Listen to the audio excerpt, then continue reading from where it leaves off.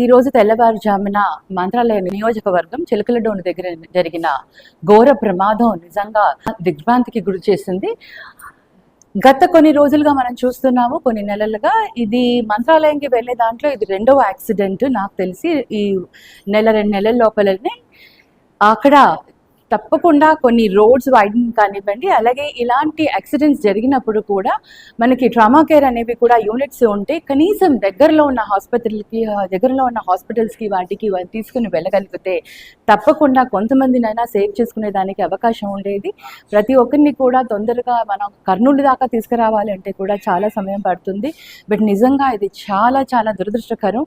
ఇలాంటి సంఘటనలు జరగకుండా మనం రోడ్ సేఫ్టీ కానివ్వండి ఇలాంటివన్నీ కూడా మనం పాటించాలి. అలాగే మరి ఆ కుటుంబాలకి అందరికీ కూడా నేను ప్రగాఢ సానుభూతి తెలియజేస్తున్నాను.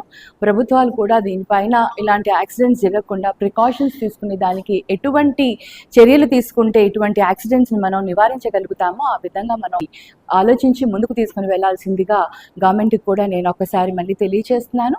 బట్ ఇటువంటి యాక్సిడెంట్స్ జరగడం నిజంగా చాలా చాలా బాధాకరం. దేవుడి దగ్గరికి పుణ్యక్షేత్రాలకి దర్శనం చేసుకుంటూ వచ్చి ఇలాంటి యాక్సిడెంట్కి గురి అయిన ప్రతి ఒక్క కుటుంబానికి కూడా నేను ప్రగాఢ సానుభూతి తెలియజేస్తున్నాను.